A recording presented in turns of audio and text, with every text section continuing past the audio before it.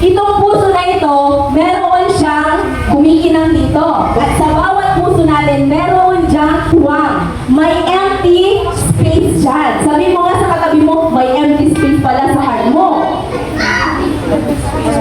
Oh, di ba? At ang empty space na yon, nakinig na yung mga bata, ang empty space na yon, bawat isa sa atin, bilang mga bata, mga magulang, lahat po lang nandito, ang makapupuno lang ng empty space na yan ay ang Diyos na lumikha sa atin. Kaya dapat at mahalaga na matuklasan ng bawat isa sa atin na kailanman hindi mabubuo yung puso mo kapag hindi mo natuklasan ang Diyos at ang kaharian niya. Amen? Amen. So maganda yung tema ninyo na Christ West ang pagtuklas sa kaharian niya. Paano ba? Paano ba natin mabibigyan ng pansin yung tema natin na yan ang pagtuklas sa kaharian ng Diyos? Paano mo mauuna ang Diyos sa buhay mo? Sige nga. Kasi alam nyo, hindi lang sapat na alam mo na may Diyos. Diba? Tinanong ko si ito, baby girl, alam mo ba na may Diyos? Alam niya na may Diyos. Pero higit sa lahat, mas okay na maranasan mo mismo ang Diyos dahil alam mo na may Diyos. Amen? Amen. Ano may verse nyo? Mateo chapter 6 verse 33. Ano yun? Seek first the kingdom of God and His righteousness, and all these things shall be added unto you. Meron ako dito illustration. Tingnan ninyo mabuti. Yan, tingnan ninyo mga bata. Ito ay, ano to, maliliit o malalaking bato? Maliliit na bato. Yan, so nasa karapot yan. At meron din ako dito, ano to? Malalaking bato. Sa buhay natin, ibig sabihin nito malalaking bato ay ang Diyos at ang kaharian niya. Nakuha mo natin? At ito, ano naman itong maliliit na bato? Ito yung mga nagkakaabalahan natin sa buhay. O, kunwari kayo, mga gadgets, mga laro, yung mga ate, mga kuya, mga jowa nila, yung mga nanay, mga tatay, yung mga gawaing bahay nila, yan. Lahat ng nabibigyan natin ng atensyon, ito yon. Yan. Yung maliliit na bato. Ito naman yung malalaki ay Diyos at ang kanyang kaharian. So, tingnan ninyo mabuti. Kapag inuna natin yung mga bagay-bagay na yan sa buhay natin, tingnan natin ha, ilalagay ko ngayon yung mga malalaking bato kung kakasya. Kasya ba? Kasya ba? Hindi. Pero balikan rin natin. Kapag inuna natin ang Diyos at ang kaharian niya, nag-aamot nila eh. Ayun ko. Yan, tingnan natin kung kakasya. Kakasya kaya?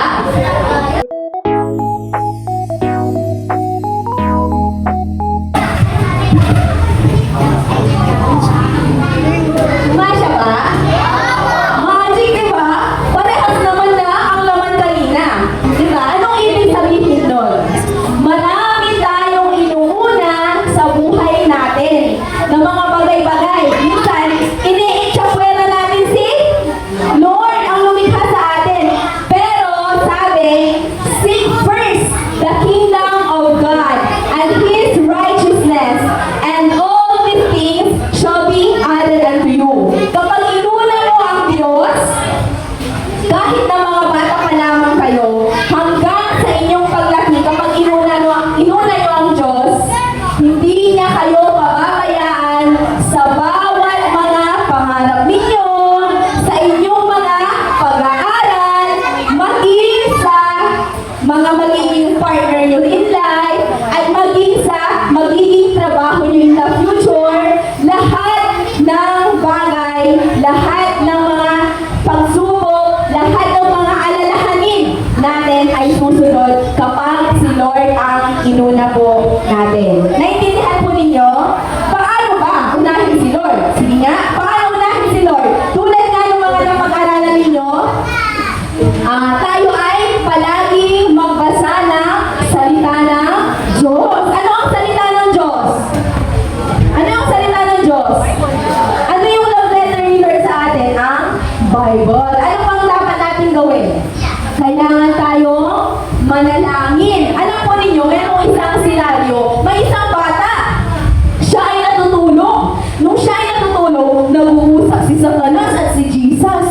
Sabi ni Satanas, Jesus, tingnan mo yan. Anong pangalan mo?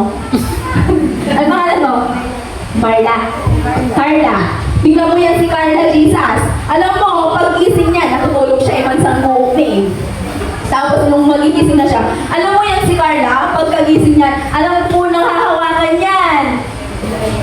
Cellphone, di ba yan kakausapin, di yan siya mag-pray. Oh, diba? Tapos inaabangan nila si Jesus at si Satanas. Sabi ni Jesus, hindi, alam ko na gustong-gusto akong kausapin ni Carla kasi gustong-gusto niya, masaya ako sa buhay niya eh.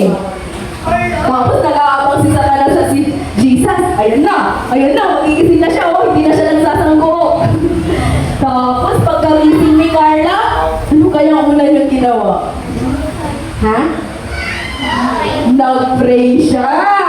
Ngayon, nung nag-pray siya, sinong masaya? Si Satanas o si Jesus? Si Jesus! Kasi napahiya si Satanas eh. Sabi niya, yan, anak ko yan si Carla.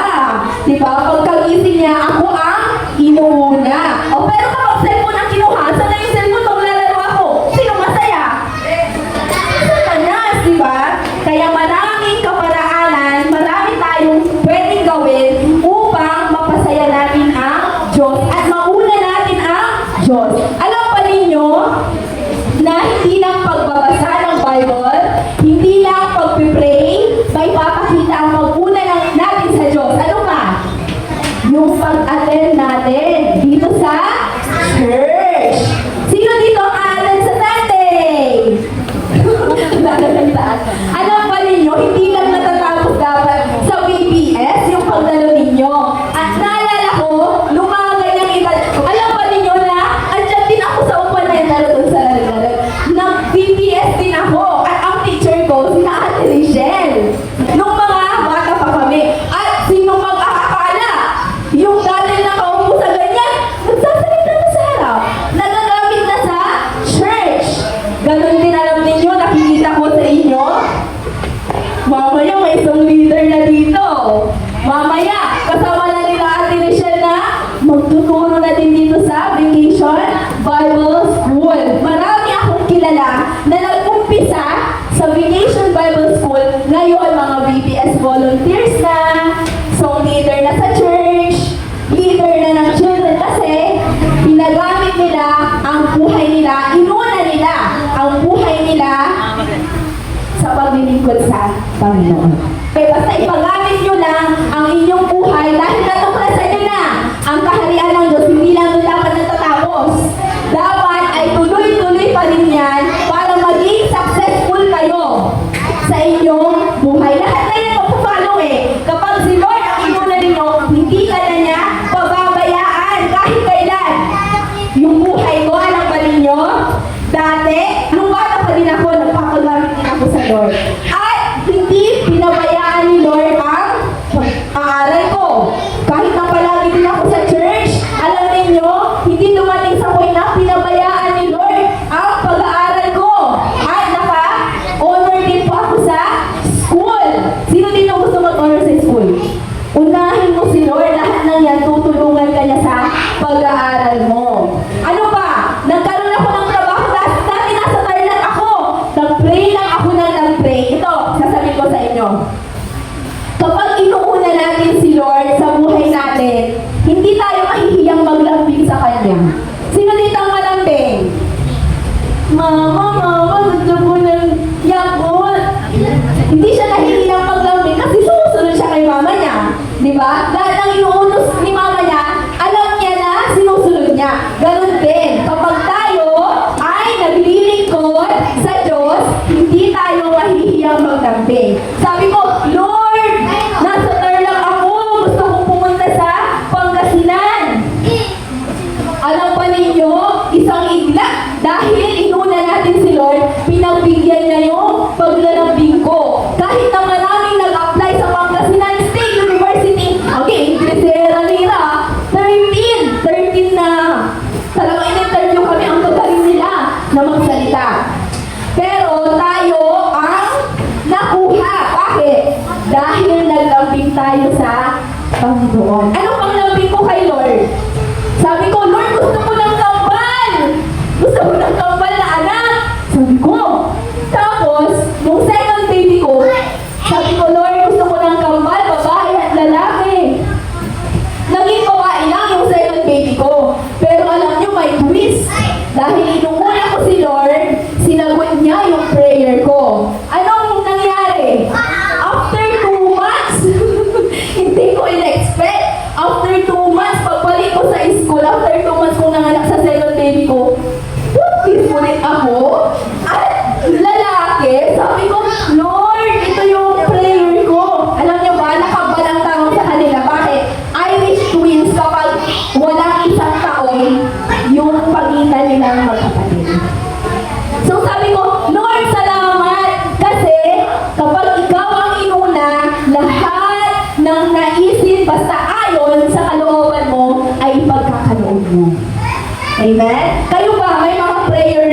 kayo?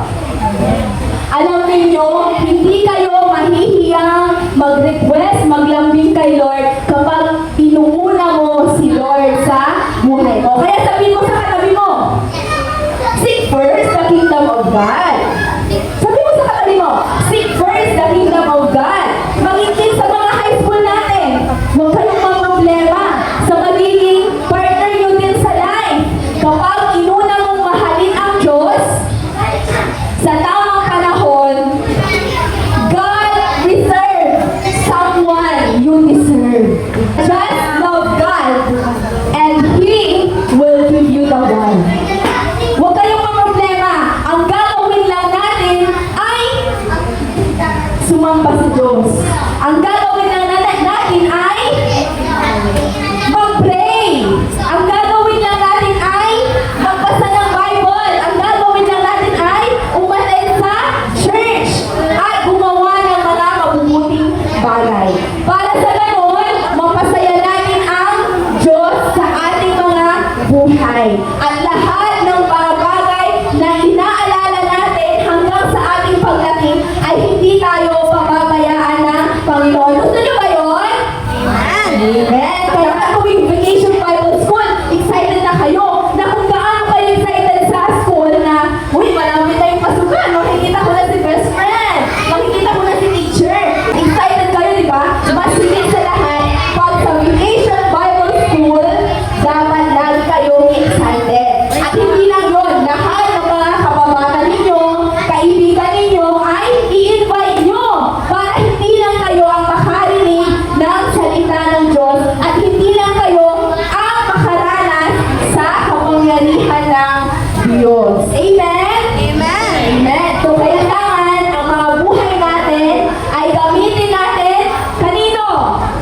Sa paglilingkod sa Panginoon.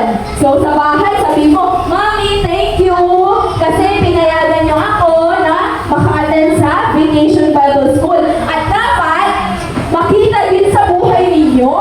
Baka mamaya, pagdating nyo sa bahay, kasi pagod kayo tapos kuliran pa niyo may ari nyo.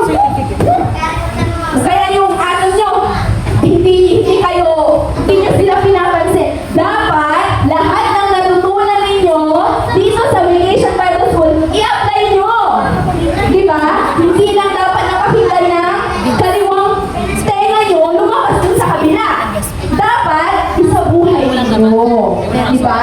Dapat mag-pray kayo, Lord, tulungan nyo ako na makita lahat ng natutunan ko sa VBS, makita sa buhay ko. Okay? Okay, so tayo lahat nga ay tumayo. Yan. O, sabi ko kanina, paano may papakita yung pag-una natin sa Diyos sa buhay natin? Kailangan matuto tayo na kausapin ang Panginoon. Sabi ko kanina, hindi lang sapat na alam mo na may Diyos. Kailangan, dahil buhay ang Diyos, kailangan maranasan mo ang Diyos sa buhay mo. Yan. So sa oras na ito, pwede bang tayo ay pumikit at gayahin ninyo ang aking panalangin. Panginoon, maraming salamat po sa araw na ito. Salamat po dahil naramdaman ko ang pagmamahal mo sa akin. Tulungan niyo po ako na kahit ako ay bata pa, ay matuto na ako na unahin ka at paglingkuran ka. Salamat po sa iyong mga salita. Ibaon mo sa aking puso at sa aking isipan na kayo po ay nasa sa akin at hindi mo ako pababayaan. Salamat po. Ito po ang aking dalangin sa pangalan ni Jesus. Amen. Yan. So congratulations again, kids. Dahil sa araw na ito ay kayo ay VBS 2026 graduate.